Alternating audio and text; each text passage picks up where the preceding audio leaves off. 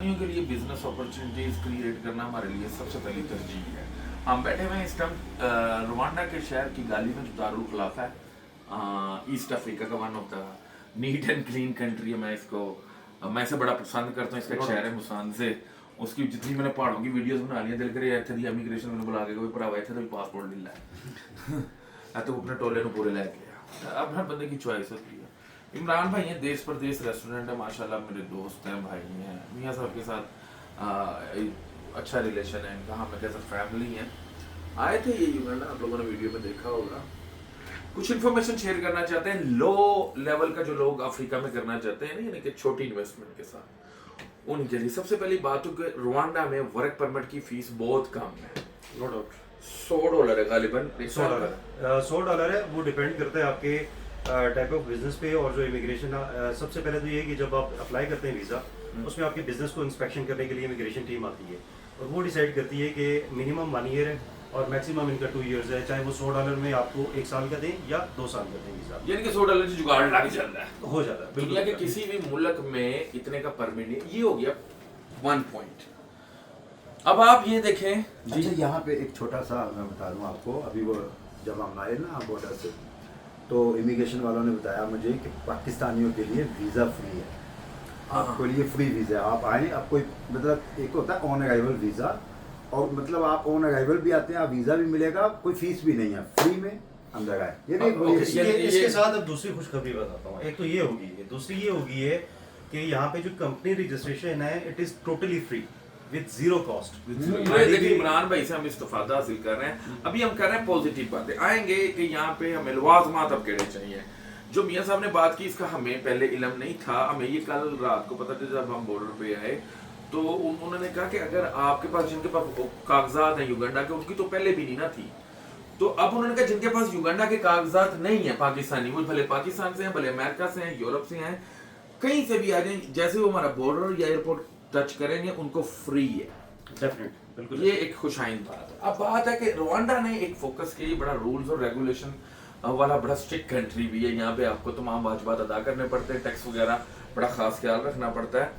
इमरान भाई मैंने जो पर्सनली फील किया कि ये कंट्री ना लिथियम प्रोडक्ट में ज़्यादा मूव हो रही है, यानी कि इलेक्ट्रिक प्रोडक्ट में, यानी कि जो इनका, जैसे हम युगांडा में बोडा बोडा कहते हैं, इनके भी बोडा बोडा, मुझे नहीं पता क्या कहते हैं इसको। यहाँ पे बोडा बोडा भी कहते हैं, इसको यहाँ पे मोटो भी कहते हैं। और यहाँ पे अभी जो उनकी नई पॉलिसी है उसके मुताबिक ये है कि इसको जो नए यहाँ पे ज़्यादा तो ब्रांड चलता है TVS का, जो पेट्रोल इंडियन ब्रांड है। और अभी क्या है कि इन्होंने अभी 2026 के जैन से लास्ट इनकी जो एक मीटिंग हुई थी, उसके मुताबिक इन्होंने उसको बंद कर रहे हैं। जो फ्यूल पे बाइक्स हैं स्पेशली, उनकी रजिस्ट्रेशन बंद कर रहे हैं। और ये भी करने जा रहे हैं जो इलेक्ट्रिक व्हीकल्स हैं उसके ऊपर इनका ज़्यादा रुझान है, फोकस ज़्यादा है, और उसकी रजिस्ट्रेशन करेंगे।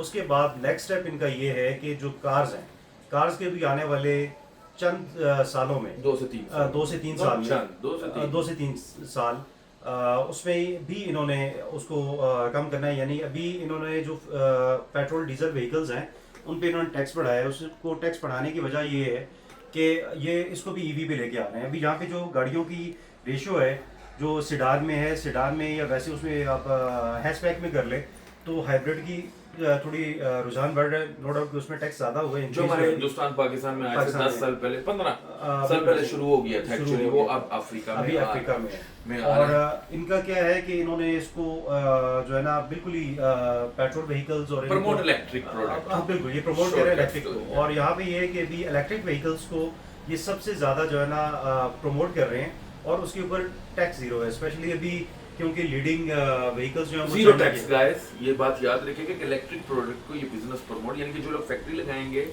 या जो लोग मैन्युफैक्चरिंग करेंगे या मेकिंग करेंगे, असेंबलिंग करेंगे इधर इलेक्ट्रिक प्रोडक्ट की किसी भी कैटेगरी में, आज उस पर 0% टैक्स है। अच्छा, अब मेरा यहाँ सवाल बनता है मियाँ साहब से, क्योंकि इन्होंने भी मेरा दूजा फिर है इमरान भाई की मोहब्बत सानू खिंच लें, गड्डी बड़ी चला गए हमने ਤੁਹਾਡੇ कागजां च मियाँ साहब, मैं आपसे पूछ रहा हूँ कि 10 से 15 हज़ार डॉलर की बड़े क्वेश्चन मार्क पाकिस्तान और हिंदुस्तान से भी आते हैं कि इतने में क्या आपके कागजों में रुवांडा में बिजनेस शुरू हो सकता है, और अगर हो सकता है तो कौन से 2 बिजनेस या 3 आप नाम लेते हैं, या नहीं हो सकता? सबसे पहले तो यहाँ पे ये जो डॉक्यूमेंटेशन है उसमें खर्चा बहुत कम है, आपका वीज़ा जो है, आपका परमिट जो है थोड़े पैसों में लग जाता है।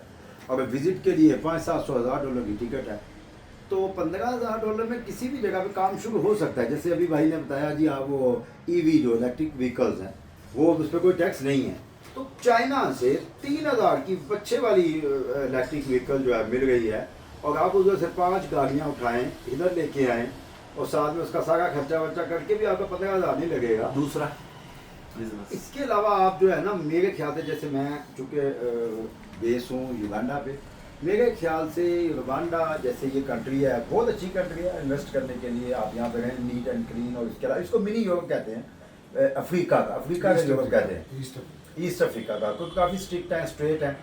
तो आप यहाँ पे कई काम शुरू कर सकते हैं, लेकिन अगर आपका कोई हाई प्रोफाइल है, जैसे मैन्युफैक्चरिंग में, सर मैं उधर factory नहीं, है, अब 2 नाम लें 10 से 15 वाले बिजनेस। 10 से 15 में देखे ना, ये आप छोटी मैन्युफैक्चरिंग भी कर सकते हैं, जरूरी तो नहीं होता मैन्युफैक्चरिंग के लिए सीमेंट की फैक्ट्री लगेगी। हाँ बोले क्या, आप उसमें जो है ना छोटी लेवल की फैक्ट्री लगा सकते हैं, जिसके अंदर आप चलें, आपका जैसे मोबाइल का काम है तो आप उसकी वो जो केबल्स हैं चार्जिंग की, या चार्जिंग सिस्टम है, या कुछ ऐसा वो लगा सकते हैं। साथ ही कोंगो है, वहाँ से कोल्टा आता है बहुत ज़्यादा, जिससे वो मोबाइल में अब आए ना पॉइंट पे। तो वो छोटे स्केल पे कर सकते हैं हम लोग। हाँ।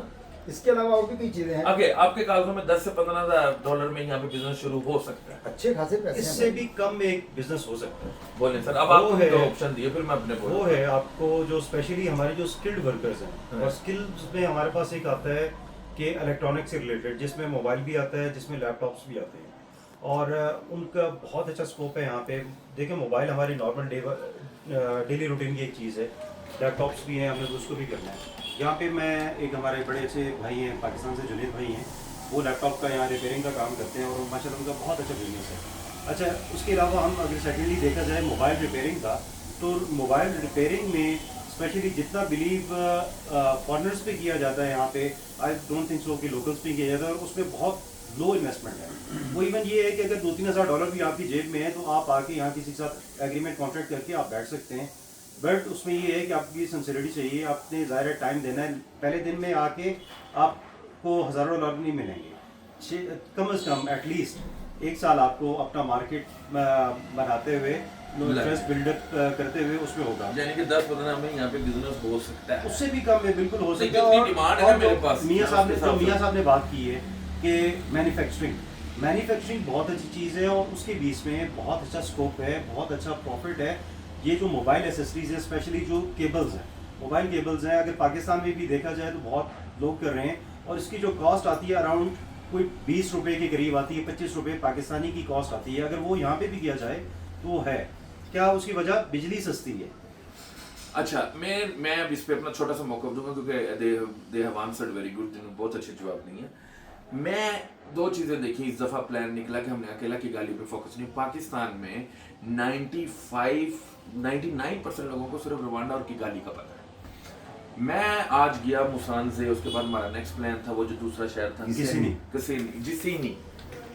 वो 70 किलोमीटर अवे फ्रॉम मुसानजे से लेफ्ट साइड पे आपने टर्न हो जाना तो वो उधर आ जाएगा। आप लोग जब रवांडा आ रहे हैं तो आपने उन 2 शहरों का भी विजिट करना है किगाली के साथ। और मैं आप लोगों को ये बता दूं कि वहाँ पे अपॉर्चुनिटीज आई फील के much better than capital city of Kigali. यानी कि रवांडा को, हाँ मैं कंक्लूड करता हूँ, बाकी जो इन्होंने अपॉर्चुनिटीज बोल दी हैं दोनों ने, इन्होंने माशाल्लाह वेरी गुड बोलेंगे। आप रवांडा में 10 से 15 हज़ार डॉलर में बिजनेस इसलिए कर सकते हैं क्योंकि यहाँ पे कागजात के अखराजात बड़े कम है। युगांडा में ये नहीं है, टू बी ऑनेस्ट। आप युगांडा मुँह चुके ना आए ना 15,000 डॉलर लैके तुसी जुतियां $10,000 का परमिट ही है, $10,000 का परमिट ही, ये देखिए 3 साल का। 3 साल का। इतनी गाइडलाइन आपको अफ्रीका की कोई नहीं दे रहा जितनी इस प्लेटफॉर्म से आपको हमेशा मिली फिर है। वहाँ और ये पे क्योंकि 90% बट साहब मेरे पास जो लोगों की डिमांड है ना, जो मेरा 6 लाख फेसबुक का फॉलोअर है, इसकी तरफ से एक ही डिमांड आती है 10 से 15। ठीक है, मैं मानता हूँ। तो हमारा यही काम है कि जैसे इमरान भाई ने, मियाँ साहब ने शेयरिंग की है कि आप यहाँ पे मोटरसाइकिलों के इलेक्ट्रिक स्पेयर पार्ट से बिजनेस कर लें मियाँ साहब, आप बैटरीज का फोकस कर लें, आप कोई भी बिजनेस कर लें, लेकिन उन 2 शहरों का साथ में विजिट करने के बाद ठेका डिस्ट्रिक्ट। अग्री? इलीगली भाई आप कहना चाह रहे हैं कि Rwanda not only Kigali, not only Kigali man. मैं आज अपने भाई के पास बैठा हूँ, मैं गारंटी से कहता हूँ कि मेरा भाई अगर मुसानजे में रेस्टोरेंट डाल ले, इसकी सेल 3 गुना ज्यादा होगी।